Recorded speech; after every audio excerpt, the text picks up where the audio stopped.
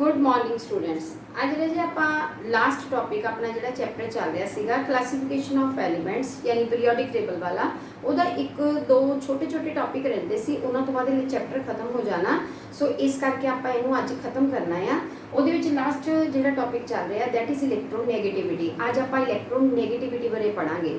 ਹੁਣ ਜਿੱਦਾਂ ਕਿ ਤੁਹਾਨੂੰ ਨਾਮ ਤੋਂ ਪਤਾ ਲੱਗ ਰਿਹਾ ਆ, ਇਲੈਕਟ੍ਰੋ ਜਿਹੜੀ ਹੈ ਵਰਡ ਇਲੈਕਟ੍ਰੋਨ ਦੇ ਨਾਲ ਰਿਲੇਟਡ ਹੈ, ਨੈਗੇਟਿਵ ਵੀ ਇਲੈਕਟ੍ਰੋਨ ਦੇ ਨਾਲ ਰਿਲੇਟਡ ਹੈ ਕਿਉਂਕਿ ਇਲੈਕਟ੍ਰੋਨ ਕੋਲ ਨੈਗੇਟਿਵ ਚਾਰਜ ਹੁੰਦਾ ਹੈ। ਸੋ ਇਲੈਕਟ੍ਰੋਨੈਗੇਟਿਵਿਟੀ ਵਰਡ ਤੋਂ ਕਾਫੀ ਆਪਾਂ ਨੂੰ ਪਤਾ ਲੱਗ ਜਾਂਦਾ ਕਿ ਇਹ ਕਿਸੇ ਵੀ ਐਟਮ ਦੀ ਅਟਰੈਕਟ ਕਰਨ ਦੀ ਪਾਵਰ ਹੈ ਇਲੈਕਟ੍ਰੋਨਸ ਨੂੰ ਟੁਵਰਡਸ ਇਟਸੈਲਫ। ਕਦੋਂ ਇਲੈਕਟ੍ਰੋਨ ਕਰਨੇ ਆ ਅਟਰੈਕਟ? ਜਦੋਂ ਕਿਸੇ ਹੋਰ ਐਟਮ ਦੇ ਨਾਲ ਬੌਂਡਡ ਹੋਏਗਾ, ਬੰਧਨ ਵਿੱਚ ਹੋਏਗਾ ਉਸ ਵਕਤ, ਔਰ ਉਹ ਬੰਧਨ ਕੋਵੈਲੈਂਟ ਬੌਂਡ ਹੋਏਗਾ ਉਸ ਵਕਤ ਜਿਹੜਾ ਇਲੈਕਟ੍ਰੋਨਸ ਨੂੰ ਅਟਰੈਕਟ ਕਰਨ ਦੀ ਪਾਵਰ ਹੋਏਗੀ that is known as electronegativity of element, ਉਸ ਤੱਤ ਦੀ। ਹੁਣ ਆਪਾਂ ਨੂੰ ਕੋਵੈਲੈਂਟ ਦੇ ਆਇਨਿਕ ਕਲੀਅਰ ਹੋ ਜਾਣੇ ਚਾਹੀਦੇ ਆ। ਮੈਂ ਪਹਿਲੇ ਵੀ ਦੱਸਿਆ ਅਗਲਾ ਪੂਰਾ ਚੈਪਟਰ ਕੈਮੀਕਲ ਬੌਂਡਿੰਗ ਦਾ ਇਹਦੇ ਉੱਤੇ ਹੀ ਆ ਰਿਹਾ ਆਪਣੇ ਕੋਲ। ਸੋ ਆਇਨਿਕ ਵਰਡ ਤੇ ਕੋਵੈਲੈਂਟ ਇਹ ਤੁਹਾਨੂੰ ਕਲੀਅਰ ਹੋ ਜਾਣਾ ਚਾਹੀਦਾ। ਆਇਨਿਕ ਜਿਹੜਾ ਹੈਗਾ ਇਹ ਦੋਨੋਂ ਤਰ੍ਹਾਂ ਦੇ ਬੌਂਡਸ ਹੁੰਦੇ ਆ, ਬੰਧਨ ਹੁੰਦੇ ਆ। ਆਇਨਿਕ ਬੌਂਡ ਜਿਹੜਾ ਹੈ ਉਹ ਕੀ ਹੈ ਕਿ ਬਰਾਬਰ ਦੀ ਜਿਹੜੀ ਹੈ ਨਾ ਇਲੈਕਟ੍ਰੋਨ ਦੇ ਟ੍ਰਾਂਸਫਰ ਦੇ ਨਾਲ ਬਣੇਗਾ। ਬਰਾਬਰ ਨੰਬਰ ਆਫ ਇਲੈਕਟ੍ਰੋਨਸ ਟ੍ਰਾਂਸਫਰ ਹੋ ਜਾਂਦੇ ਆ ਇੱਕ ਤੋਂ ਦੂਜੇ ਐਟਮ ਵੱਲ, ਤਾਂ ਆਇਨਿਕ ਬੌਂਡ ਬਣਦਾ ਆ। ਯਾਨੀ ਕਿ it is the complete transfer of electrons from one atom to other atom, then the bond form is known as ionic bond। For example मैं तुहानू एग्जाम्पल भी दसी सी, अगर आयनिक बॉन्ड देखना है तो वो कंप्लीट आयंस की फॉर्मेशन होएगी। जिदा वो वर्ड तो पता लग रहा आयंस का मतलब आयंस कदों बननगे जदों कोई जिहड़ा अपने को एटम इलैक्ट्रॉन लूज करेगा या गेन करेगा, फिर वो उत्ते चार्ज डिवेलप होएगा, उन्होंने असीं बोलते हैं आयंस बन जाते हैं। जां आयंस पॉजिटिव चार्ज वाले होंदे जां नेगेटिव चार्ज वाले होंदे आ। फॉर एग्जाम्पल मैं सोडियम क्लोराइड की तुहानू दस्सण लगी सी। हुण सोडियम के केस दे विच की है एटॉमिक नंबर 11 आ, यानी कि 281 कॉन्फिगरेशन, और इन्हें कंप्लीट लॉस करेगा of one electron. After losing one electron it will acquire positive charge. So ये बन गया आयन। आयनिक बॉन्ड दे विच हमेशा आयंस की फॉर्मेशन होएगी by the complete transfer of electrons. हुण सोडियम ने अपना कंप्लीट ट्रांसफर करता एक इलैक्ट्रॉन का टू क्लोराइड एटम। हुण क्लोराइड का एटॉमिक नंबर देखो कितना हुंदा 17, अपने को कॉन्फिगरेशन बन गया 287। हुण 7 वाले नूं एक इलैक्ट्रॉन की जरूरत है, ये इस इलैक्ट्रॉन नूं कंप्लीटली गेन कर लेगा, शेयर नहीं करेगा। ये कंप्लीटली अपना इलैक्ट्रॉन लूज कर रहा है, ये कंप्लीटली अपना एक इलैक्ट्रॉन उहदे वाला की कर रहा है गेन कर रहा है। गेन करने तो बाद ये कंप्लीट हो जाएगा और ये ऊपर चार्ज डिवेलप हो जाएगा -1 क्योंकि इन्हें एक इलैक्ट्रॉन का गेन किया। सो ये आयन बन गया। So ionic bond is formed by the formation of ions by the complete transfer of electrons, यानी कंप्लीट लॉस ते गेन। ये वाला बॉन्ड तो आयनिक बॉन्ड बन गया। सो NaCl फिर कंबाइन करेंगे Na positive and Cl negative, फिर दोनों रल के की बनाएंगे NaCl।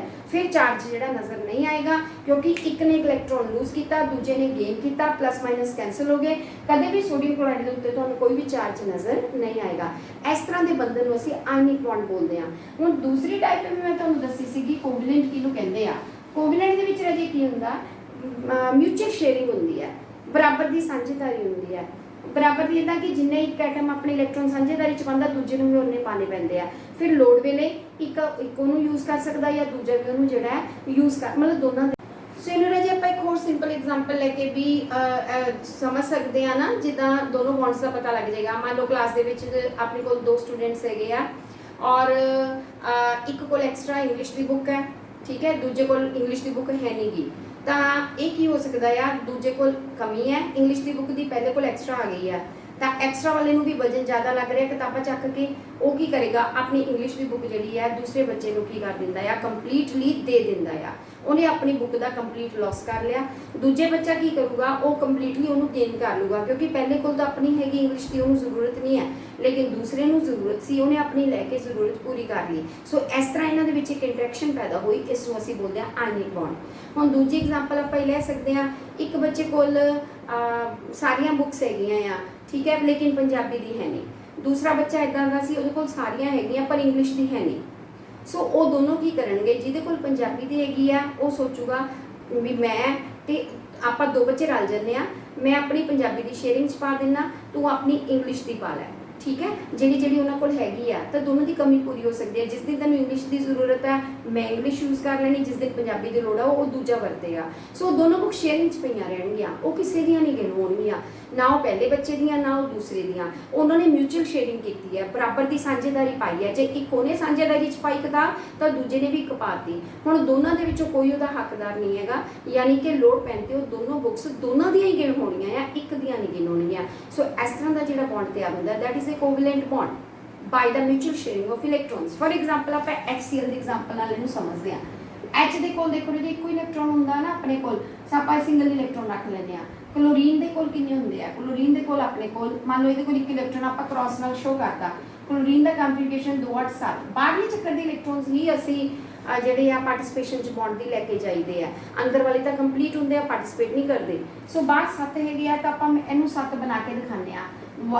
ਇੱਕ ਜੋੜਾ ਇੱਥੇ ਇੱਕ ਜੋੜਾ ਇੱਥੇ, ਕਿਉਂਕਿ ਜੋੜਿਆਂ 'ਚ ਪਏ ਹੁੰਦੇ 7, ਇੱਕ ਇਕੱਲਾ ਵੀ ਹੁੰਦਾ ਆਪਣੇ ਕੋਲ। ਸੋ ਇਸ ਤਰ੍ਹਾਂ ਜੋੜਿਆਂ 'ਚ ਸਮਝ ਗਏ ਨਾ 7 ਇਲੈਕਟ੍ਰੋਨਸ ਰਹੇ। ਜਿੱਦਾਂ ਇਹਨੂੰ ਆਪਾਂ ਫਿਲਿੰਗ ਕਰੀਏ ਤਾਂ 1s2 2s2 2p6, ਠੀਕ ਹੈ ਜੀ 10 ਹੋ ਗਏ, 3s2 12 3p5 ਹੋ ਗਏ, 12 ਤੇ 5 17। ਹੁਣ p ਦੇ ਵਿੱਚ 5 ਜਿਹੜੇ ਤੁਸੀਂ ਬਣਾਓਗੇ ਕਿੱਦਾਂ ਬਣਾਓਗੇ? ਇੱਕ ਇੱਕ ਇੱਕ ਇਕੱਲਾ ਇਕੱਲਾ, ਫਿਰ ਤੁਸੀਂ ਡਬਲਿੰਗ ਕਰੋਗੇ ਹੰਡਸ ਰੂਲ ਦੇ ਮੁਤਾਬਿਕ। ਇੱਕ ਇਕੱਲਾ ਰਹਿ ਗਿਆ ਨਾ, 4 ਜਿਹੜੇ ਆ 2 ਜੋੜਿਆਂ 'ਚ ਆ ਗਏ। ਇੱਧਰੋਂ ਆ ਸਾਰਾ ਤੁਹਾਡਾ ਜੇ ਬਾਹਰਲਾ ਚੱਕਰ ਹੈ। ਸੋ ਬਾਹਰਲੇ ਚੱਕਰ ਦੇ ਟੋਟਲ ਇਲੈਕਟ੍ਰੋਨ ਤੁਸੀਂ ਕਾਊਂਟ ਕਰ ਸਕਦੇ ਆ। 5 ਤੇ 2 7, 7 ਹੀ ਮੈਂ ਡਰਾ ਕੀਤੇ ਆ, ਜਿਹਦੇ ਚੋਂ 1 2 3 ਪੇਅਰਸ ਦੇ ਵਿੱਚ ਨਜ਼ਰ ਆ ਰਿਹਾ ਹੈ ਔਰ ਇੱਕ ਮੈਂ ਸਿੰਗਲ ਸ਼ੋ ਕੀਤਾ ਆ। ਸੋ ਇਹਨੂੰ ਤੁਸੀਂ ਦੇਖ ਸਕਦੇ ਆ ਕਿ ਤੁਹਾਨੂੰ ਕਲੀਅਰ ਹੋ ਜਾਵੇ ਮੈਂ ਕੀ ਕੀਤਾ ਆ। ਹੁਣ ਦੇਖੋ ਮੈंने ਸਿਰਫ ਆ ਦੋਵਾਂ ਦੀ ਸ਼ੇਅਰਿੰਗ ਕਰਾਈ, ਇਹਨਾਂ ਨੇ ਇੱਕ ਬੰਧਨ ਬਣਾਇਆ ਆਪਸ ਦੇ ਵਿੱਚ। ਦਿਸ ਬੌਂਡ ਇਜ਼ ਨੋਨ ਐਜ਼, ਇਹਦੇ ਵਿੱਚ ਇਹ ਹੋਏਗਾ ਨਾ ਹੀ ਕੋਈ ਕੰਪਲੀਟ ਗੇਨ ਕਰੇਗਾ ਨਾ ਹੀ ਕੰਪਲੀਟ ਲਾਸ ਕਰੇਗਾ। It will be mutual sharing and the bond formed is known as covalent bond. So ਇਸ ਤਰ੍ਹਾਂ ਦੇ ਦੋਨੋਂ ਬੌਂਡ ਤੁਸੀਂ ਧਿਆਨ 'ਚ ਰੱਖਣੇ ਆ। ਹੁਣ ਮੈਂ ਇਲੈਕਟ੍ਰੋਨੈਗੇਟਿਵਿਟੀ ਦੇ ਜੇ ਸਮਝਾ ਰਹੀ ਸੀ, ਬੌਂਡਸ ਦਾ ਲੈਸਨ ਤਾਂ ਆਪਣਾ ਅਗਲਾ ਵੀ ਆ ਜਾਏਗਾ। ਮੈਂ ਇਹ ਦੱਸ ਰਹੀ ਸੀ ਕਿ ਜਿਹੜੀ ਇਲੈਕਟ੍ਰੋਨਸ ਨੂੰ ਅਟਰੈਕਟ ਕਰਨ ਦੀ ਪਾਵਰ ਹੁੰਦੀ ਹੈ ਨਾ ਕਿਸੇ ਵੀ atom the, that is known as ਇਲੈਕਟ੍ਰੋਨੈਗੇਟਿਵਿਟੀ। ਲੇਕਿਨ ਇਹ ਇਕੱਲੇ ਦੀ ਅਟਰੈਕਟ ਕਰਨ ਦੀ ਪਾਵਰ ਨਹੀਂ ਹੈ, ਇਹ ਜਦੋਂ ਕਿਸੇ ਦੂਸਰੇ ਦੇ ਨਾਲ ਕੋਵੈਲੈਂਟ ਬੌਂਡ ਦੇ ਨਾਲ ਜੁੜਿਆ ਹੁੰਦਾ ਉਸ ਵਕਤ ਜਿਹੜੀ ਇਲੈਕਟ੍ਰੋਨ ਅਟਰੈਕਟ ਹੁੰਦੇ ਆ ਉਸ ਸ਼ੇਅਰਡ ਪੇਅਰ ਦੇ, ਜਿਹੜਾ ਸ਼ੇਅਰਿੰਗ 'ਚ ਪੇਅਰ ਪੈ ਗਿਆ ਨਾ, ਜੋੜਾ ਇਲੈਕਟ੍ਰੋਨਸ ਦਾ ਸ਼ੇਅਰ ਹੋ ਗਿਆ, ਉਸ ਜੋੜੇ ਨੂੰ ਅਟਰੈਕਟ ਕਰਨ ਦੀ ਪਾਵਰ ਹੋਏਗੀ, that is known as electronegativity. For example ਮੈਂ HCl 'ਚ ਤੁਹਾਨੂੰ ਹੁਣੇ ਦੱਸਿਆ ਕਿ ਉਹਨਾਂ ਨੇ ਮਿਊਚੁਅਲ ਸ਼ੇਅਰਿੰਗ ਕੀਤੀ। ਮਿਊਚੁਅਲ ਸ਼ੇਅਰਿੰਗ ਦੇ ਨਾਲ ਆ ਬੰਧਨ ਬਣ ਗਿਆ, ਇੱਥੇ ਕਲੋਰੀਨ ਆ ਗਈ, ਆ ਉਹਦੇ ਬਾਕੀ ਉਹਦੇ ਇਲੈਕਟ੍ਰੋਨਸ ਆਪਾਂ ਡਰਾ ਨਹੀਂ ਕਰ ਰਹੇ, ਵੈਸੇ ਦੱਸ ਰਹੇ ਆ। ਇਹਨੇ ਇਲੈਕਟ੍ਰੋਨ ਆਪਾਂ ਸ਼ੋ ਕਰ ਰਹੇ ਹਾਂ ਕਿ ਕੀ ਹੋਏਗਾ।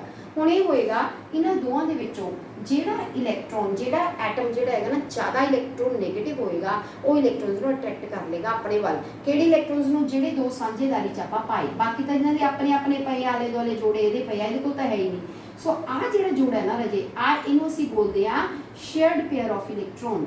ਇਹ ਸ਼ੇਅਰ ਹੋ ਚੁੱਕਾ, ਇਹ शेयर पेयर ऑफ इलेक्ट्रॉन यानी पेयर मैंने जोड़ा बन चुका इलेक्ट्रॉन्स का और ये साझेदारी च आ चुका। सो इस जोड़े नूं इलेक्ट्रॉन्स दे अट्रैक्ट करने की ताकत दोहां चों एक कोल होएगी।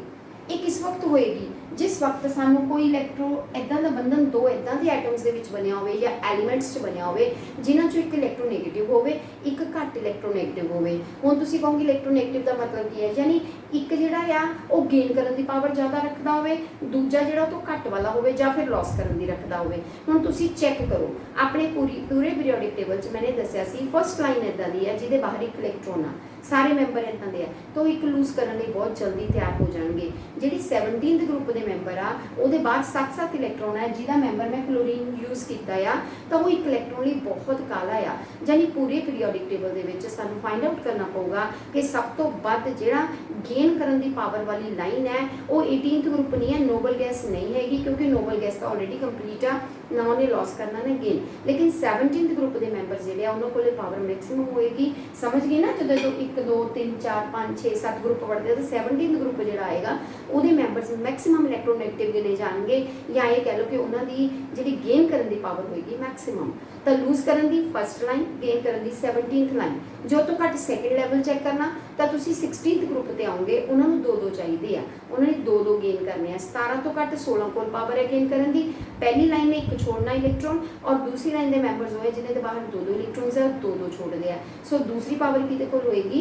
सैकेंड ग्रुप के कोल। बाकी जिहड़े विच विचाले आ जाते हैं शेयरिंग की कैटेगरी ज़्यादा अपना लेंदे आ क्योंकि उन्हां कोल 3 या 4 इलेक्ट्रॉन्स का लैन देन थोड़ा डिफिकल्ट हो जाता। सो हुण क्लीयर हो गया होना तुहानूं कि इलैक्ट्रोनैगेटिव एलीमेंट्स किहड़े ग्रुप दे तुहानूं मैक्सिमम इलैक्ट्रोनैगेटिव नज़र आउणगे, वो ग्रुप होएगा तुहाडे कोल हैलोजन फैमिली, जिहदे मैंबर आपां पढ़दे हां फ्लोरीन है, क्लोरीन है, ब्रोमीन है, आयोडीन है, एसिटिन है। सो ये मैंबर जिहड़े हैगे आपां लास्ट ते बना सकते हैं, मतलब चलो वड्डे मैंबर असीं यूज़ नहीं करते, 2-3 की स्टडी असीं कर सकते हैं ईजीली। सो ये साडे हैलोजन्स होणगे। हुण असीं ये भी चैक करना हुंदा भी इन्हां सारियां चों किहड़ा ज़्यादा इलैक्ट्रोनैगेटिव आ, इन्हां सारियां तो ज़्यादा इलैक्ट्रोनैगेटिव किहड़ा होएगा जिहदे विच गेन करन दी ताकत बहुत ज़्यादा होएगी, तां किहदे कोल होएगी, फ्लोरीन दे कोल होएगी, क्योंकि वो साइज़ दे विच की है, छोटा है, और अट्रैक्ट करने की पावर सब तो ज़्यादा उहदे कोल है। अगर वो किसी होर नाल बन्निया होया ना तां उहने उस जोड़े दे इलैक्ट्रॉन सब तो ज़्यादा खिंच के लैके जाने हैं as compare to chlorine and bromine. यानी जे आपां 17 ग्रुप तो टॉप तो थल्ले नूं जावांगे बॉटम वल, तां इलैक्ट्रोनैगेटिविटी जिहड़ी है वो गेन करने की पावर घटदी है, क्योंकि थल्ले नूं जांदे होए साइज़ वध जांदा। सो गेन थोड़ा जिहा अट्रैक्शन न्यूक्लियस की घट जाती, क्योंकि विच स्क्रीन्स बन जाती हैं। सो कहने का मतलब है कि fluorine is highly electronegative element of our periodic table.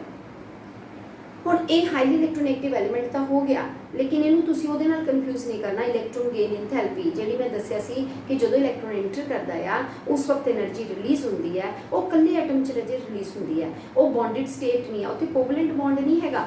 इत्थे असीं वो चीज़ लै रहे हां जदों साडा फ्लोरीन एटम किसी होर एटम दे नाल बॉन्डिड होया होया, उस वक्त फ्लोरीन एटम च मैक्सिमम पावर होएगी कि वो पेयर्ड इलैक्ट्रॉन्स नूं खिंच के लै जाएगा, शेयर्ड इलैक्ट्रॉन्स नूं लै जाएगा। पर जदों कल्ला हुंदा फिर उहनूं इलैक्ट्रॉन एंटर करवाना की हुंदा डिफिकल्ट हुंदा because of its small size. उस वक्त असीं क्वेश्चन कर चुके हैं कि फ्लोरीन का साइज़ छोटा होने करके अंदर इलैक्ट्रॉन्स नूं रिपल्शन फील हुंदी है, अट्रैक्शन फील नहीं हुंदी, जिस वजह दे नाल इहदी इलैक्ट्रॉन गेन इंथैल्पी मोर नैगेटिव होनी चाहिए सी, लेकिन क्लोरीन दे नालों लैस नैगेटिव हुंदी है। ये पॉइंट्स रजे भुलने नहीं है, पिछली वीडियो च आपां फ्लोरीन नूं भी डिस्कस किया। सो ये चैप्टर इन्ना इंपॉर्टेंट है कि तुहानूं पहले 2 चैप्टर्स भी हेल्प कराएगा समझण और आने वाले सारे चैप्टर्स में समझाएगा। इसलिए अज मैं इनू कंप्लीट करने लई तुहाडी लास्ट वीडियो बनाई है कि इनू भी जरूर देख के समझ के फिर तुसीं अपने जुलाई टेस्ट नूं प्रिपेयर करना। काफ़ी हेल्प तुहानूं ये चैप्टर दे विचों गल्लां देणगीਆਂ, ठीक है, फाइंड आउट करन लई। सो हुण आपां नूं क्लीयर हो गया ये गल कि साडे कोल इलैक्ट्रोनैगेटिव एलीमेंट 17 ग्रुप दे है, जिहदे चों फ्लोरीन सब तो ज़्यादा इलैक्ट्रोनैगेटिव है, और उन्होंने असीं कन्फ्यूज़ नहीं करना इलैक्ट्रॉन गेन इंथैल्पी दे नाल। वो फ्लोरीन दी आपां क्या सी electron gain enthalpy negative form च हुंदी है, जिन्नी ज़्यादा नैगेटिव रिलीज़ होएगी उन्नी जल्दी इलैक्ट्रॉन एंटर कर जाएगा। लेकिन फ्लोरीन के केस दे विच ज़्यादा होनी चाहिए सी, क्योंकि ये छोटा है, ये जल्दी अट्रैक्ट करता, पर एंट्री डिफिकल्ट हो गई क्योंकि कल्ले आपां गैशियस एटम दे विच ऐड करना सीगा इलैक्ट्रॉन नूं, और उहदे विच स्पेस घट होने करके आने वाला इलैक्ट्रॉन जिहड़ा रिपल्शन फील कर गया, इस करके जिहड़ा है इहदी इलैक्ट्रॉन गेन इंथैल्पी इन्नी रिलीज़ नहीं हुई जिन्नी क्लोरीन च हो गई, क्योंकि कंपैरेटिवली फ्लोरीन तो बड़ा है। लेकिन बाकी केसिस च नहीं होएगा, बाकी केसिस च बड़े होने ते इलैक्ट्रॉन गेन इंथैल्पी अपने कोल डिक्रीज ही होएगी, क्योंकि छोटे साइज़ वाला ही एंटर करवाएगा जल्दी, ये गलत नहीं है। लेकिन फ्लोरीन की प्रॉब्लम आई है due to its very small size, इसका कुछ ज़्यादा ही छोटा है, ये उहदी दिक्कत आई है। बाकियां दे विच साइज़ जिहड़ा है वो उसी सीक्वेंस च चलेगा। सो हुण आपां नूं मेरे सामने इलैक्ट्रोनैगेटिविटी का टॉपिक क्लीयर हो गया होएगा रजे कि इलैक्ट्रोनैगेटिविटी कोवलेंट बॉन्ड दे विच शेयरिंग विच जिहड़े इलैक्ट्रॉन्स आ गए आ, जिहड़े 2 एटम्स उहदे इलैक्ट्रॉन्स नूं शेयर कर रहे आ, उन्हां विचों जिहड़ा एटम या एलीमेंट जिहड़ा ज़्यादा इलैक्ट्रोनैगेटिव होएगा वो शेयर पेयर दे इलैक्ट्रॉन्स नूं अपनी तरफ खिंच लेगा, उसदी खिंचण दी ताकत नूं ही इलैक्ट्रोनैगेटिविटी कहा जाएगा। सो इत्थे क्वेश्चन आ जाता है विच एटम इज मोर इलैक्ट्रोनैगेटिव, तां आंसर क्लोरीन होएगा, और क्लोरीन दा एटम जिहड़ा है वो शेयर पेयर ऑफ इलैक्ट्रॉन्स नूं अट्रैक्ट कर रहा है। सो इत्थे इलैक्ट्रोनैगेटिविटी उहदी नज़र आ रही है। हुण अगे रजे आ जाता है कि इलैक्ट्रोनैगेटिविटी पीरीयड दे विच किद्दां चेंज होएगी, ग्रुप च किद्दां। वैसे मैं करवा ही दिता तुहानूं, आ देखो आ पीरीयड्स दे विच मूव कर रहे हैं आपां, और आ जिहड़ा आपां मूव कर रहे हैं ग्रुप दे विच। असीं फाइंड आउट कर लिया कि ग्रुप 17 ते मैंबर विल बी हाईली इलैक्ट्रोनैगेटिव। ਉਹਦਾ ਰੀਜ਼ਨ ਕੀ ਦਵਾਂਗੇ, ਉਹਦਾ ਰੀਜ਼ਨ ਅਸੀਂ ਦੇਵਾਂਗੇ ਕਿਉਂਕਿ ਇਹਨਾਂ ਦੇ ਬਾਹਰ 7 ਇਲੈਕਟ੍ਰੋਨਸ ਹੈ ਔਰ ਇਹਨਾਂ ਨੂੰ ਆਪਣਾ ਆਕਟੇਟ ਪੂਰਾ ਕਰਨ ਲਈ ਸਿਰਫ ਇੱਕ ਇਲੈਕਟ੍ਰੋਨ ਦੀ ਜ਼ਰੂਰਤ ਹੈ, ਇਸ ਲਈ ਇਹ ਹਾਈਲੀ ਇਲੈਕਟ੍ਰੋਨੈਗੇਟਿਵ ਹੋਣਗੇ, ਬਹੁਤ ਇਲੈਕਟ੍ਰੋਨੈਗੇਟਿਵਿਟੀ ਸ਼ੋ ਕਰਨਗੇ। ਸੋ ਪੀਰੀਅਡ ਦੇ ਵਿੱਚ ਮੂਵ ਕਰਦੇ ਹੋਏ ਸਾਨੂੰ ਟ੍ਰੈਂਡ ਪਤਾ ਲੱਗ ਗਿਆ, ਕਿਉਂਕਿ ਮੂਰੇ ਉਹ ਰਜੇ ਲਾਈਨਾਂ ਪਈਆਂ ਜਿਹੜੇ ਇਲੈਕਟ੍ਰੋਨ ਲੂਜ਼ ਕਰਦੀਆਂ, ठीक है, ਵਿੱਚ ਉਹ ਆ ਜਾਂਦੇ ਆ ਜਿਹੜੇ ਨਾ ਲॉस ਕਰਦੇ ਆ ਪ੍ਰੋਪਰਲੀ ਨਾ ਗੇਨ ਕਰਦੇ ਆ, ਲੇਕਿਨ ਇੱਥੇ ਵਾਲੇ ਮੈਂਬਰਸ ਗੇਨ ਕਰਨਾ ਸਟਾਰਟ ਕਰ ਦਿੰਦੇ ਆ। ਸੋ ਇਹ ਪ੍ਰੋਪਰਟੀ ਜਿਹੜੀ ਹੈ ਜਦੋਂ ਲੈਫਟ ਟੂ ਰਾਈਟ ਜਾਓਗੇ ਇਹ ਪ੍ਰੋਪਰਟੀ ਕੀ ਹੁੰਦੀ ਹੈ, ਇਲੈਕਟ੍ਰੋਨੈਗੇਟਿਵਿਟੀ ਤੇ ਵੱਧਦੀ ਜਾਂਦੀ ਆ। ਵਧਣ ਦਾ ਕਾਰਨ ਕੀ ਦਊਂਗੇ, ਕਿਉਂਕਿ ਸਾਈਜ਼ ਛੋਟਾ ਹੋ ਰਿਹਾ, ਛੋਟੇ ਸਾਈਜ਼ ਵਾਲਾ ਐਟਮ ਜਿਹੜਾ ਹੈ ਐਲੀਮੈਂਟ ਜਿਹੜਾ ਇਲੈਕਟ੍ਰੋਨਸ ਨੂੰ ਜਲਦੀ ਅਟਰੈਕਟ ਕਰਦਾ ਆ, ਇਸ ਵਜ੍ਹਾ ਦੇ ਨਾਲ ਉਹ ਸ਼ੇਡ ਪੇਅਰ ਦੇ ਇਲੈਕਟ੍ਰੋਨਸ ਨੂੰ ਵੀ ਜਲਦੀ ਅਟਰੈਕਟ ਕਰਦਾ ਆ, ਔਰ ਇਸੇ ਕਰਕੇ ਪਾਵਰ ਜਿਹੜੀ ਇਲੈਕਟ੍ਰੋਨੈਗੇਟਿਵਿਟੀ ਦੀ ਇਨਕਰੀਜ਼ ਕਰਦੀ ਆ। ਪਰ ਜੇ ਅਸੀਂ ਡਾਊਨ ਦਾ ਗਰੁੱਪ ਜਾਂਦੇ ਹਾਂ ਸਾਈਜ਼ ਵਧਣ, ਮਤਲਬ ਦੋਨੋਂ ਗੱਲਾਂ ਸਾਈਜ਼ ਨਾਲ ਜੁੜੀਆਂ, ਇੱਕ ਪਾਸੇ ਸਾਈਜ਼ ਛੋਟਾ ਹੋ ਰਿਹਾ ਤਾਂ ਗੇਨ ਕਰਨ ਦੀ ਪਾਵਰ ਵੱਧ ਰਹੀ ਹੈ, ਇੱਕ ਪਾਸੇ ਸਾਈਜ਼ ਜਾਂਦੇ ਹੋਏ ਜੇ ਵੱਡਾ ਹੋ ਰਿਹਾ ਤਾਂ ਵੱਡੇ ਸਾਈਜ਼ ਦੇ ਵਿੱਚ ਜਿਹੜੀ ਗੇਨ ਦੀ ਪਾਵਰ ਆ ਘਟ ਜਾਂਦੀ ਹੈ, ਕਿਉਂਕਿ ਅਟਰੈਕਸ਼ਨ ਘਟ ਜਾਂਦੀ ਹੈ ਸਾਈਜ਼ ਵੱਡੇ ਹੋਣ ਨਾਲ। ਇਸ ਵਜ੍ਹਾ ਦੇ ਨਾਲ ਇਲੈਕਟ੍ਰੋਨੈਗੇਟਿਵਿਟੀ ਵਿਲ ਡਿਕਰੀਜ਼। ਕਲੀਅਰ ਹੋ ਗਿਆ ਹੁਣ ਸਾਰਿਆਂ ਨੂੰ, ਆਪਾਂ ਨੂੰ ਪਤਾ ਚੱਲ ਗਿਆ ਕਿ ਕਿੱਦਾਂ ਚੇਂਜ ਹੋਏਗੀ। ਸੋ ਉਸ ਤੋਂ ਬਾਅਦ ਇੱਕ ਇਹਦੇ ਨਾਲ ਆਪਾਂ ਹੋਰ ਚੀਜ਼ ਜੋੜ ਸਕਦੇ ਹਾਂ ਕਿ ਇਲੈਕਟ੍ਰੋਨੈਗੇਟਿਵਿਟੀ ਜਿਹੜੀ ਆ ਮੈਟੈਲਿਕ ਤੇ ਨਾਨ ਮੈਟੈਲਿਕ ਕਰੈਕਟਰ ਨਾਲ ਵੀ ਸਾਨੂੰ ਜੋੜ ਦਿੰਦੀ ਹੈ। ਹੁਣ ਮੈਟਲਸ ਰਾਜੇ ਹੁੰਦੀਆਂ ਜਿਹੜੀਆਂ ਇਲੈਕਟ੍ਰੋਨ ਲੂਜ਼ ਕਰਦੀਆਂ, ਨਾਨ ਮੈਟਲਸ ਇਲੈਕਟ੍ਰੋਨਸ ਗੇਨ ਕਰਦੀਆਂ। ਇਹਦਾ ਮਤਲਬ ਜਿਨ੍ਹਾਂ ਦੀ ਇਲੈਕਟ੍ਰੋਨੈਗੇਟਿਵਿਟੀ ਜ਼ਿਆਦਾ ਸ਼ੋ ਹੋ ਰਹੀ ਹੈ they are best non metal category. ਉਹ ਸਭ ਤੋਂ ਵਧੀਆ ਨਾਨ ਮੈਟਲ ਆਪਾਂ ਫਲੋਰੀਨ ਕੱਢ ਸਕਦੇ ਹਾਂ ਕਿ ਇਹਦੀ ਜਿਹੜੀ ਸ਼ੇਡ ਪੇਅਰ ਨੂੰ ਅਟਰੈਕਟ ਕਰਨ ਦੀ ਤਾਕਤ ਹੈ ਸਭ ਤੋਂ ਜ਼ਿਆਦਾ ਹੈ। ਇਸੇ ਲਈ ਇਹ ਕੀ ਹੋਏਗੀ ਆਪਣੇ ਕੋਲ ਮੋਸਟ ਇੰਪੋਰਟੈਂਟ ਜਾਂ ਸਭ ਤੋਂ ਵਧੀਆ ਜਿਹੜੀ ਹੈਗੀ ਹੈ ਉਹ ਨਾਨ ਮੈਟਲ ਹੋਏਗੀ, ਸਭ ਤੋਂ ਵੱਧ ਕਰੈਕਟਰਸ ਵਾਲੀ ਨਾਨ ਮੈਟਲ। ਜਿਹੜੀ ਆਪਾਂ ਹੁਣ ਮੈਟਲ ਦੀ ਗੱਲ ਕਰਦੇ ਆ ਉਹ ਕੈਟੇਗਰੀ ਲੌਸ ਵਾਲਿਆਂ ਦੀ ਹੁੰਦੀ ਹੈ। ਉਹ ਤੁਹਾਨੂੰ ਪਹਿਲੀ ਲਾਈਨ ਲੌਸ ਵਾਲੀ ਸਭ ਤੋਂ ਵਧੀਆ ਆ, ਉਹਦਾ ਲਾਸਟ ਮੈਂਬਰ ਸੀਜ਼ੀਅਮ ਆਉਂਦਾ ਆਪਣੇ ਕੋਲ, ਤਾਂ ਸੀਜ਼ੀਅਮ ਦੀ ਤਾਕਤ ਲੌਸ ਕਰਨ ਦੀ ਸਭ ਤੋਂ ਜ਼ਿਆਦਾ ਹੈ, ਉਹ ਵਧੀਆ ਮੈਟਲ ਦੀ ਕੈਟੇਗਰੀ ਹੈ। ਸੋ ਇਹ ਯਾਦ ਰੱਖਿਓ ਕਿ ਮੈਟਲਸ ਜਿਹੜੀਆਂ ਤੁਹਾਡੇ ਪੀਰੀਓਡਿਕ ਟੇਬਲ ਤੇ ਮੋਰੇ ਪਈਆਂ, ਨਾਨ ਮੈਟਲਸ ਤੁਹਾਡੀ ਪਿੱਛੇ ਚਲੀਆਂ ਜਾਂਦੀਆਂ, ਨੋਬਲ ਮੈਟਲਸ ਤੁਸੀਂ ਛੋੜ ਕੇ ਉਸ ਤੋਂ ਪਹਿਲੇ ਵਾਲੀਆਂ ਨਾਨ ਮੈਟਲ ਦੀ ਕੈਟੇਗਰੀ 'ਚ ਆ ਜਾਣਗੀਆਂ, ਵਧੀਆ ਨਾਨ ਮੈਟਲਸ ਹੋਣਗੀਆਂ। ਸੋ ਮੈਟੈਲਿਕ ਤੇ ਨਾਨ ਮੈਟੈਲਿਕ ਕਰੈਕਟਰ ਵੀ ਆਪਣਾ ਇਸ ਗੱਲ ਤੇ ਡਿਪੈਂਡ ਕਰਦਾ ਕਿ ਇਲੈਕਟ੍ਰੋਨ ਦਾ ਲੌਸ ਤੇ ਇਲੈਕਟ੍ਰੋਨ ਦਾ ਗੇਨ ਜਿਹੜਾ ਹੈਗਾ ਜਦੋਂ ਦੂਸਰੇ ਨਾਲ ਆਪਾਂ ਬੰਨੇ ਹੁੰਦੇ ਆ ਉਹ ਕਿੱਦਾਂ ਹੋਏਗਾ। ਜਿਹੜਾ ਲੌਸ ਜ਼ਿਆਦਾ ਕਰੇਗਾ ਉਹ ਮੈਟਲ ਹੋਏਗੀ, ਜਿਹੜਾ ਗੇਨ ਸਟਾਰਟ ਕਰ ਦਿੰਦੇ ਆ ਉਹ ਨਾਨ ਮੈਟਲਸ ਹੋਣਗੀਆਂ। ਸਭ ਤੋਂ ਵਧੀਆ ਲੌਸ ਕੌਣ ਕਰੂਗਾ ਇੱਕ ਗਰੁੱਪ ਦੇ ਵਿੱਚ, ਜਿੱਦਾਂ ਆਪਾਂ ਫਸਟ ਗਰੁੱਪ ਦੇ ਵਿੱਚ ਹੀ ਮੂਵ ਕਰਦੇ ਆ ਤਾਂ ਸਭ ਤੋਂ ਵਧੀਆ ਜਿਹੜਾ ਹੈਗਾ ਆਪਣੇ ਕੋਲ ਜਦੋਂ ਲਾਈਨ ਬਣਾਉਂਦੇ ਆ ਆਪਾਂ ਫਸਟ ਲਾਈਨ ਬਣਾਉਂਦੇ ਆ, ਹਾਈਡਰੋਜਨ ਆਉਂਦਾ, ਲਿਥੀਅਮ ਆਉਂਦਾ, ਸੋਡੀਅਮ ਆਉਂਦਾ, ਪੋਟਾਸ਼ੀਅਮ ਆਉਂਦਾ, ਰਬੀਡੀਅਮ ਆਉਂਦਾ, ਲਾਸਟ 'ਚ ਸੀਜ਼ੀਅਮ ਆਉਂਦਾ। ਸੋ ਲਾਸਟ ਮੈਂਬਰ ਜਿਹੜਾ ਉਹ ਸਾਈਜ਼ 'ਚ ਸਭ ਤੋਂ ਵੱਡਾ ਹੋਏਗਾ, ਉਹਦੇ ਲਈ ਲੌਸ ਕਰਨਾ ਉਹਨਾਂ ਈਜ਼ੀ ਹੋਏਗਾ। ਗੇਨ ਕਰਨਾ ਜੇ ਛੋਟੇ ਸਾਈਜ਼ ਲਈ ਈਜ਼ੀ ਆ, ਲੌਸ ਕਰਨਾ ਵੱਡੇ ਸਾਈਜ਼ 'ਚ ਈਜ਼ੀ ਆ। ਸੋ ਉੱਥੋਂ ਅਸੀਂ ਦੱਸ ਸਕਦੇ ਹਾਂ ਕਿ ਵਧੀਆ ਮੈਟਲ ਤੇ ਵਧੀਆ ਨਾਨ ਮੈਟਲ ਪੂਰੇ ਪੀਰੀਓਡਿਕ ਟੇਬਲ 'ਚ caesium is the best metal and fluorine is the best non metal category. So ਇਹ ਹੋ ਗਿਆ ਤੁਹਾਡਾ ਜੇ ਮੈਟੈਲਿਕ ਤੇ ਨਾਨ ਮੈਟੈਲਿਕ। ਸੋ ਮੈਟੈਲਿਕ ਤੇ ਨਾਨ ਮੈਟੈਲਿਕ ਕਰੈਕਟਰ ਵੀ ਆਪਣਾ ਕਿੱਦਾਂ ਚੇਂਜ ਹੁੰਦਾ ਉਹ ਵੀ ਸਾਨੂੰ ਪਤਾ ਲੱਗ ਗਿਆ। ਜੇ ਅਸੀਂ ਇੱਧਰ ਮੂਵ ਕਰਾਂਗੇ ਤਾਂ ਨਾਨ ਮੈਟੈਲਿਕ ਕਰੈਕਟਰ ਇਨਕਰੀਜ਼ ਕਰ ਰਿਹਾ, ਜੇ ਅਸੀਂ ਡਾਊਨ ਦਾ ਗਰੁੱਪ ਆ ਰਿਹਾ ਤਾਂ ਮੈਟੈਲਿਕ ਕਰੈਕਟਰ ਆ ਰਿਹਾ। ਸੋ ਇਹ ਵੀ ਕਰੈਕਟਰ ਆਪਾਂ ਇਲੈਕਟ੍ਰੋਨੈਗੇਟਿਵਿਟੀ ਦੇ ਨਾਲ ਡਿਸਕਸ ਕਰ ਸਕਦੇ ਹਾਂ। ਇੱਕ ਹੋਰ ਚੀਜ਼ ਇੱਥੇ ਆਪਾਂ ਨੂੰ ਡਿਸਕਸ ਲਈ ਮਿਲ ਜਾਂਦੀ ਆ, ਅਗਲਾ ਪੁਆਇੰਟ ਹੈ ਆਕਸੀਡੇਸ਼ਨ ਸਟੇਟ। ਇਹ ਵੀ ਤੁਹਾਡੇ ਲਈ ਬਹੁਤ ਇੰਪੋਰਟੈਂਟ ਚੀਜ਼ ਆ ਜਿਹੜੀ ਤੁਹਾਨੂੰ ਜਗ੍ਹਾ ਜਗ੍ਹਾ ਲਿਖੀ ਮਿਲੇਗੀ। ਆਕਸੀਡੇਸ਼ਨ ਸਟੇਟ ਨੂੰ ਅਸੀਂ ਵੈਲੈਂਸੀ ਵੀ ਬੋਲਦੇ ਹਾਂ, ਆਕਸੀਡੇਸ਼ਨ ਸਟੇਟ ਔਰ ਵੈਲੈਂਸੀ। ਵੈਲੈਂਸੀ ਤੁਸੀਂ ਜ਼ਿਆਦਾ ਵਰਡਸ ਯੂਜ਼ ਕਰਦੇ ਆ। ਵੈਲੈਂਸੀ ਕੀ ਹੁੰਦੀ ਹੈ ਜੀ, ਵੈਲੈਂਸ ਸ਼ੈਲ ਤੋਂ ਆਪਾਂ ਨੂੰ ਇਲੈਕਟ੍ਰੋਨਸ ਦੀ ਗਿਣਤੀ ਦਾ ਪਤਾ ਲੱਗੂਗਾ, ਉਸ ਤੋਂ ਬਾਅਦ ਵੈਲੈਂਸੀ ਪਤਾ ਲੱਗਦੀ ਹੈ। ਯਾਨੀ ਆਊਟਰਮੋਸਟ ਸ਼ੈਲ ਦੇ ਇਲੈਕਟ੍ਰੋਨਸ ਨੂੰ ਵੈਲੈਂਸੀ ਨਹੀਂ ਬੋਲਦੇ, ਆਊਟਰਮੋਸਟ ਦੇ ਸ਼ੈਲ ਦੇ ਇਲੈਕਟ੍ਰੋਨਸ ਦਾ ਨਾਂ ਅਸੀਂ ਵੈਲੈਂਸ ਇਲੈਕਟ੍ਰੋਨਸ ਰੱਖ ਸਕਦੇ ਹਾਂ। ਵੈਲੈਂਸੀ ਸਾਨੂੰ ਪਤਾ ਲੱਗੇਗੀ ਕਿ ਇਹ ਜਿਹੜੇ ਜਿਨ੍ਹਾਂ ਦਾ ਆਪਾਂ ਵੈਲੈਂਸ ਇਲੈਕਟ੍ਰੋਨਸ ਚੈੱਕ ਕਰ ਰਹੇ ਹਾਂ ਉਹ ਵਾਲੇ ਐਟਮਸ ਜਾਂ ਉਹ ਵਾਲੇ ਐਲੀਮੈਂਟਸ ਜਿਹੜੇ ਹੈਗੇ ਆ ਜਿਨ੍ਹਾਂ ਦਾ ਆਪਾਂ ਵੈਲੈਂਸ ਸ਼ੈਲ ਦੇਖ ਰਹੇ ਹਾਂ ਉਹਨਾਂ ਨੂੰ ਕੰਪਲੀਟ ਹੋਣ ਲਈ ਕਿੰਨੇ ਇਲੈਕਟ੍ਰੋਨਸ ਜਿਹੜੇ ਆ ਉਹ ਲੌਸ ਜਾਂ ਗੇਨ ਕਰ ਸਕਦੇ ਆ, ਉੱਥੋਂ ਸਾਨੂੰ ਵੈਲੈਂਸੀ ਦਾ ਪਤਾ ਚੱਲਦਾ। ਫॉर एग्जांपल ਹੁਣ ਮੈਂ ਫਸਟ ਗਰੁੱਪ ਦੇ ਮੈਂਬਰਸ ਲੈਂਦੀ ਹਾਂ ਜੀ ਜਿਨ੍ਹਾਂ ਦੇ ਬਾਹਰ ਇਲੈਕਟ੍ਰੋਨ ਹੈ, ਦੂਸਰੇ ਗਰੁੱਪ ਦੇ ਮੈਂਬਰਸ ਜਿਨ੍ਹਾਂ ਦੇ ਬਾਹਰ 2 ਆ, ਠੀਕ ਹੈ। ਫਿਰ ਆਪਾਂ ਡੀ ਗਰੁੱਪ ਛੱਡ ਕੇ 13th ਗਰੁੱਪ ਡਿਸਕਸ ਕਰਦੇ ਹਾਂ, ਉਹਨੂੰ ਆਪਾਂ ਥਰਡ ਗਰੁੱਪ ਕਹਿ ਦਿੰਦੇ ਹਾਂ। ਉਹਦੇ ਬਾਹਰ 3 ਇਲੈਕਟ੍ਰੋਨ ਆ, ਉਹਦੇ ਬਾਹਰ 4 ਆ, 5 6 7 8 ਤੱਕ ਆਪਾਂ ਡਿਸਕਸ ਕਰਦੇ ਹਾਂ। ਆ ਵੈਲੈਂਸ ਇਲੈਕਟ੍ਰੋਨਸ ਆ, ਮੈਂ ਐਟੋਮਿਕ ਨੰਬਰ ਵੀ ਲਿਖ ਦਿੰਦੀ ਹਾਂ। ਹਾਈਡਰੋਜਨ ਹੈ 2 ਵਾਲਾ ਆਪਣੇ ਕੋਲ ਬੈਰੀਲੀਅਮ ਆ ਗਿਆ, ਠੀਕ ਹੈ ਜੀ। Hydrogen sorry atomic number 2 helium, फिर लिथियम है अपने को, फिर 4 वाला जो है अपने को बेरिलियम आ गया, 5 वाला बोरोन आ गया, 6 वाला कार्बन आ गया, 7 वाला नाइट्रोजन आ गया, 8 वाला ऑक्सीजन हो गया, 9 फ्लोरीन आ गया, 10 वाला अपने को नहीं आना। चलो जी, ये आप वैसे एक ट्रेंड दे देखने के लिए ना ऑक्सीडेशन स्टेट चेक करने के लिए आप एक लाइन लिख ली है। सो हाइड्रोजन अगर तुसी डिस्कशन च चीज़ लैनी नहीं चाहते ना तो तुसी जिन्हों के बाहर इलैक्ट्रॉन है लिथियम तो भी स्टार्ट कर सकते हैं। आप लाइन लिथियम तो स्टार्ट कर लो, ज़्यादा बेटर है क्योंकि ये बेचारे लाइन च दोनों कल्ले ही है। सो अपना सैकेंड पीरियड के मैंबर आप दोबारा लिख लें, आप स्टार्टिंग ले ही सैकेंड पीरियड लें। Lithium beryllium, boron, carbon, nitrogen, oxygen, fluorine and neon. ਹੁਣ ਇਹਨਾਂ ਦੇ ਐਟੋਮਿਕ ਨੰਬਰ ਤੁਹਾਨੂੰ ਪਤਾ ਹੀ ਹੈਗੇ, ਇਹਦੇ 3 ਹੈਗਾ, 4 ਹੈਗਾ, 5 ਹੈਗਾ, 6 ਹੈਗਾ, 7 ਹੈਗਾ, 8, 9, 10। ਮੈਨੇ ਮਤਲਬ ਜੇ ਆਪਾਂ ਪਹਿਲੀ ਲਾਈਨ ਲੈਂਦੇ ਨਾ ਫਿਰ ਦੋ ਹੀ ਮੈਂਬਰ ਡਿਸਕਸ ਹੋਣੇ ਸੀ। ਮੈਂ ਤੁਹਾਨੂੰ ਦੱਸਿਆ ਵੀ ਕੋਈ ਵੀ ਡਿਸਕਸ਼ਨ ਕਰਨੀ ਹੋਵੇ ਤਾਂ ਸੈਕੰਡ ਪੀਰੀਅਡ ਸਿਲੈਕਟ ਕਰ ਲਓ, ਉਹਦੇ ਵਿੱਚ ਮੈਂਬਰ ਤੁਹਾਡੇ ਕੋਲ ਪੂਰੇ 8 ਮਿਲਣਗੇ। ਹੁਣ ਇਹਨਾਂ ਦੇ ਬਾਹਰ ਇਲੈਕਟ੍ਰੋਨਸ ਦੀ ਗਿਣਤੀ ਲਿਖਣੀ ਰਾਜੇ। ਇਹਦੇ ਬਾਹਰ ਇਲੈਕਟ੍ਰੋਨਸ ਦੀ ਗਿਣਤੀ, ਵੈਲੈਂਸ ਇਲੈਕਟ੍ਰੋਨਸ ਕਿੰਨੇ ਹੁੰਦੇ ਆ? ਇਹਦੇ ਕੋਲ 1, ਇਹਦੇ ਕੋਲ 2, ਇਹਦੇ ਕੋਲ 3, ਇਹਦੇ ਕੋਲ 4, ਇਹਦੇ ਕੋਲ 5, ਇਹਦੇ ਕੋਲ 6, ਇਹਦੇ ਕੋਲ 7, ਇਹਦੇ ਕੋਲ 8। ਸੋ ਵੈਲੈਂਸ ਇਲੈਕਟ੍ਰੋਨ ਤੋਂ ਸਾਨੂੰ ਵੈਲੈਂਸੀ ਪਤਾ ਲੱਗੇਗੀ ਕਿ ਇਹ ਐਟਮ ਜਿਹੜੇ ਆਪਾਂ ਵੈਲੈਂਸ ਇਲੈਕਟ੍ਰੋਨਸ ਦੀ ਗਿਣਤੀ ਲਿਖ ਰਹੇ ਹਾਂ। ਹੁਣ ਐਲੀਮੈਂਟ ਨੂੰ ਸਟੇਬਲ ਹੋਣ ਲਈ ਕਿੰਨੇ ਹੋਰ ਇਲੈਕਟ੍ਰੋਨ ਚਾਹੀਦੇ ਆ ਜਾਂ ਕਿੰਨੇ ਇਲੈਕਟ੍ਰੋਨਸ ਛੋੜ ਸਕਦਾ ਹੈ। ਸੋ ਹੁਣ ਆਪਣੇ ਕੋਲ ਪਹਿਲੇ ਕੋਲ ਆਉਗਾ ਜੀ, ਕੰਮ ਕੀ ਇਹਨਾਂ ਦਾ? ਆਕਟੇਟ ਕੰਪਲੀਟ ਕਰਨਾ, ਨੋਬਲ ਗੈਸ ਵਰਗਾ ਬਣਨਾ। ਨੋਬਲ ਗੈਸ ਦੇ ਬਾਅਦ ਕਿੰਨੇ ਇਲੈਕਟ੍ਰੋਨਸ ਹੈਗੇ? 8। ਤਾਂ ਸਾਰੇ ਐਲੀਮੈਂਟਸ ਇਹ ਕੋਸ਼ਿਸ਼ ਕਰ ਰਹੇ ਆ ਕਿ ਅਸੀਂ ਨੋਬਲ ਗੈਸ ਵਰਗੇ ਨਜ਼ਰ ਆਈਏ। ਉਹ ਕਿੱਦਾਂ ਆ ਸਕਦੇ ਆ? ਹੁਣ ਇਹਦੇ ਬਾਹਰ ਇਲੈਕਟ੍ਰੋਨ 1 ਹੈ ਜੀ, ਇਹਦਾ ਕਨਫੀਗਰੇਸ਼ਨ ਬਣਦਾ ਪਹਿਲੇ ਚੱਕਰ 'ਚ ਕੋਲ 2 ਹੋਣਗੇ, ਦੂਜੇ 'ਚ ਇਹਦੇ ਕੋਲ 2 ਤੇ 2, ਇਹਦੇ ਕੋਲ 2 ਤੇ 3, ਇਹਦੇ ਕੋਲ 2 ਤੇ 4, ਇਹਦੇ ਕੋਲ 2 ਤੇ 5, ਇਹਦੇ ਕੋਲ 2 ਤੇ 6, ਇਹਦੇ ਕੋਲ 2 ਤੇ 7, ਇਹਦੇ ਕੋਲ ਕੰਪਲੀਟ 2 ਤੇ 8। ਸੋ ਇਹ ਤਾਂ ਸਾਡੀ ਕੈਟੇਗਰੀ ਚੋਂ ਨਿਕਲ ਗਿਆ ਕਿ ਇਹ ਤਾਂ ਕੰਪਲੀਟ ਹੋ ਗਿਆ ਹੈ, ਇਹਦੇ ਕੋਲ ਤਾਂ 8 ਇਲੈਕਟ੍ਰੋਨਸ ਪੂਰੇ ਹੈ। ਹੁਣ ਆਪਾਂ ਆ ਚੈੱਕ ਕਰਨਾ ਕਿ ਇਹਨਾਂ ਦੀ ਵੈਲੈਂਸੀ। ਸੋ ਇਹਦੀ ਵੈਲੈਂਸੀ ਕਿੰਨੀ ਹੋਏਗੀ?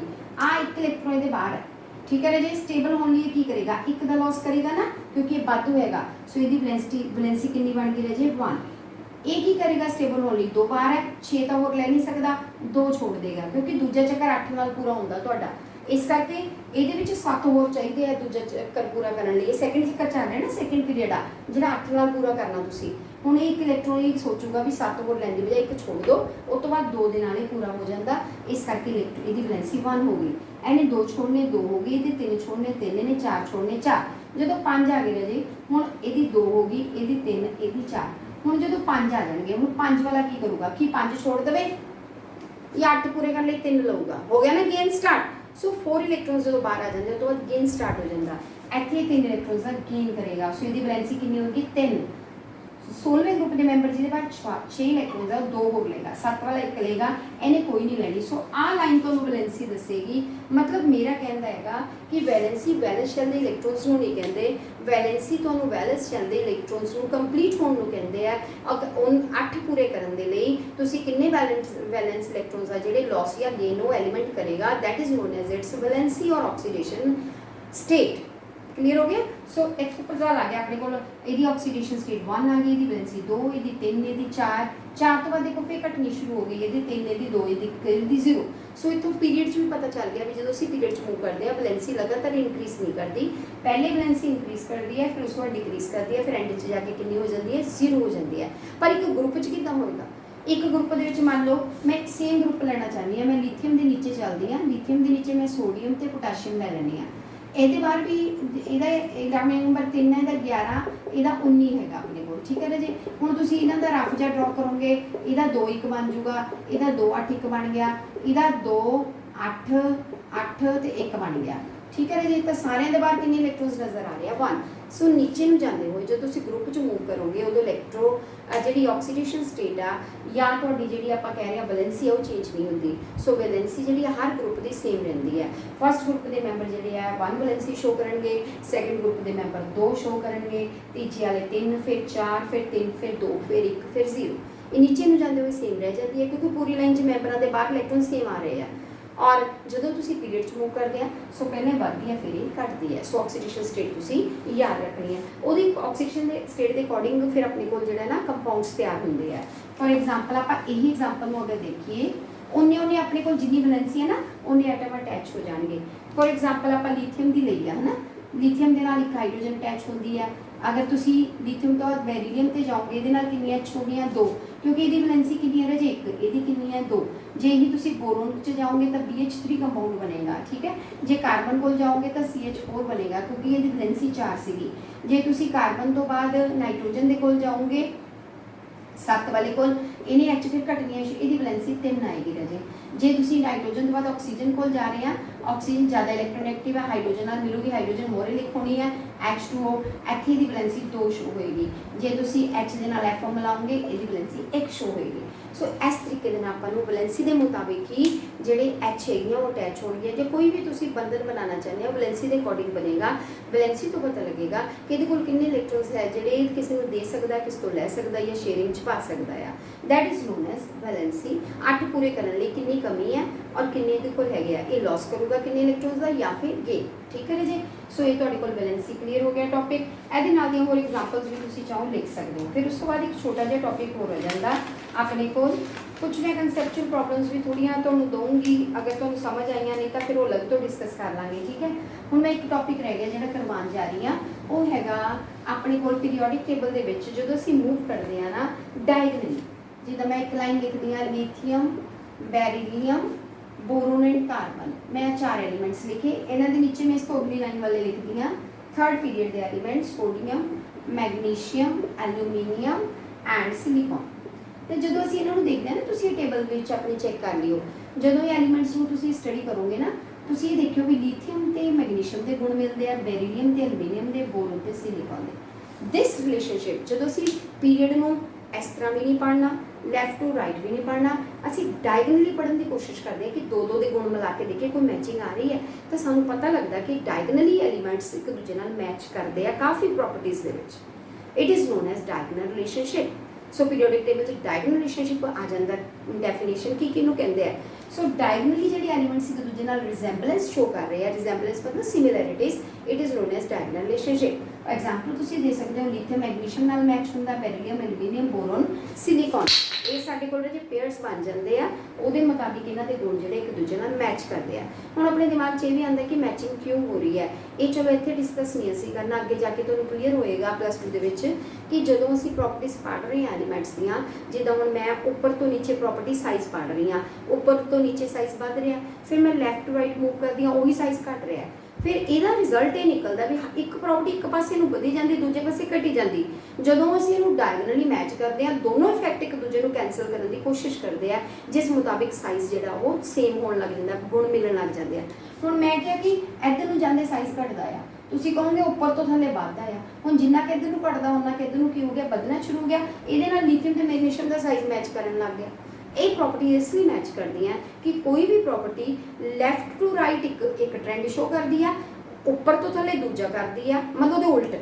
जे एक इधर नूं बढ़ती है ना दूजी इधर नूं घटनी शुरू हो जाती है, जे एक इधर नूं जांदे हुए घटती है दूसरी उपर थले बढ़न लग पैंदी है। चाहे कोई भी प्रॉपर्टी आपां डिस्कस कीती लैके तुसीं देख लो इदां ही ट्रेंड चलदा। सो इसे करके वो दो प्रॉपर्टीज़ जिहड़ियां एक दूजे का इफेक्ट जिहड़ा जदों डायगनली मूव करदे आ वो कैंसल होना शुरू हो जाता, यानी एक दूजे नूं कट करदियां। इस वजह दे नाल अपने कोल डायगनली एलीमेंट्स रिजेंबल करदे आ। It is known as diagonal relationship. इस तो बाद अगला क्वेश्चन ये आ जाता कि हर पीरियड का फस्ट मैंबर जिद्दां आपां लीथियम ले लईए पहला मैंबर बना लिया आपां तीजे पीरियड का, है ना। इधरों फिर अपने कोल जिहड़ा हैगा बेरीलियम हो गया, इस तो फिर आपां बोरोन ले लिए, फिर कार्बन ले लिए, फिर नाइट्रोजन ले लिए, फिर सैकेंड पीरियड के मैंबर मैं लिया। देखो मैंने जो पहला पीरियड तां नहीं डिस्कशन च लैंदी क्योंकि पहला पीरियड के विच दो ही एलीमेंट्स आ, हाइड्रोजन ते हीलियम। हाइड्रोजन का एक एटॉमिक नंबर है, हीलियम का 2, तो तुहानूं पूरी प्रॉपर्टी स्टडी नहीं हो पाएगी क्लीयरली। इसलिए आपां एलीमेंट सैकेंड ग्रुप के चूज सैकेंड पीरियड के चूज करते हैं क्योंकि यही पहले हुण वो जिहड़ी आ पहला मैंबर हाइड्रोजन अपने पहले ग्रुप आ जाती है, जिहड़ी हीलियम है नोबल गैस चल गई, बाकी ग्रुप रिप्रजेंट नहीं होंगे। इसलिए हमेशा डिस्कशन लिए सैकेंड पीरियड चूज करना ताकि बाकी ग्रुप का फस्ट मैंबर नज़र आ जाए। सो ये क्वेश्चन है राजे कि हर ग्रुप का पहला मैंबर कुछ प्रॉपर्टीज़ अलग शो करता, उसका की रीजन है। सब तो आप वो 3-4 जिहड़ियां प्रॉपर्टीज़ है ना बाकी नालों अलग होने करके उहदे विच ना बाकी जिहड़े गुण चेंज होने शुरू हो जाते हैं। जिद्दां पूरी लाइन तक कुछ क्वालिटी लगती है, पहला मैंबर कुछ डिफरेंट जिहा हो जाता। फॉर एग्जाम्पल हुण ये सारे पहले मैंबर पहले इन्हां दे विच गुण अलग क्यों है। क्वेश्चन अपना ये है कि पूरी फैमिली है इन्हां दी थल्ले, उस पूरी फैमिली च सारा करैक्टर सेम हुंदा, पहले मैंबर तो डिफरेंट नजर आने लग जाता। वाई? क्वेश्चन क्लियर हो गया। Why first member is different from the rest member of the family. Family means group, ये अपनी लाइन, ये अपनी लाइन, ये अपनी फैमिली को रिप्रजेंट करते हैं। फॉर एग्जाम्पल ये लिथियम फैमिली है, लिथियम ग्रुप है ना अपना अपने कोल, इनू आप अल्कली मैटल की फैमिली, अल्कलाइन अर्थ मैटल की फैमिली बना लें। फिर अपने कोल boron family, carbon family, nitrogen family, oxygen, ये रिप्रजेंटेशन हो रही है फैमिली की, पर फैमिली नालों डिफरेंट है मैंबर्स। वाई? सो ਉਹਦਾ रीजन याद रखना है जी 3 रीजन 4 रीजन आप बोलेंगे। First due to its small size, छोटा साइज होने करके ये कई गुण बदल जाते हैं। सैकेंड रीजन छोटा साइज होने तो बाद ही ये गल्लां आंदियां, ज़्यादा छोटा साइज होने करके ये आयनाइजेशन एंथैल्पी भी ज़्यादा होएगी बाकियां दे नालों। मतलब यह कह लो भी पहले मैंबर का साइज लोड तो छोटा है, हुण लोड तो छोटा होने करके उहदे विच कई चीज़ां हो नहीं पांदियां, है ना। फॉर एग्जाम्पल मैं कल कहा सीगा, अज भी कहा है कि फ्लोरीन दे विच इलैक्ट्रॉन की एंट्री जिहड़ी है डिफिकल्ट है। जो कला होंदा उहदे च इलैक्ट्रॉन एंटर करवाना तो electron gain enthalpy more negative नहीं आती, मोस्ट नेगेटिव, बल्कि किहदी नेगेटिव आ जाती है उहदे नालों क्लोरीन की ज़्यादा आ जाती है, क्योंकि फ्लोरीन का साइज लोड तो ज़्यादा छोटा होने करके स्पेस नहीं है, इलैक्ट्रॉन्स लिए स्पेस नहीं है, इलैक्ट्रॉन्स रिपल्शन हो जाती है। इस वजह के नाल की होंदा कि आने वाला इलैक्ट्रॉन अट्रैक्शन फील ही नहीं करता, तो ये गुण बदल गया ना। जबकि सब तो छोटा ये आ, सब तो वध खिंचण की ताकत ये कोल आ, इलैक्ट्रॉन फिर ये एंटर करना ईजी क्यों नहीं हो रहा, due to its very small size. So कुछ गल्लां स्मॉल साइज करके आ जांदियां कि इन्हां दे विच पावर जिहड़ी है चेंज हो जाती है। दूजी है इलैक्ट्रॉन आयनाइजेशन एंथैल्पी, वो इन्हां चों इलैक्ट्रॉन कढना हुंदा मोरले मैंबरां तो, ये लोड तो ज़्यादा छोटे आ, छोटे होने करके इन्हां दी अट्रैक्शन बहुत ही ज़्यादा है, अट्रैक्शन न्यूक्लियस की ज़्यादा होने करके इलैक्ट्रॉन कढ ही नहीं हुंदा अपने तो, वेरी वेरी डिफिकल्ट।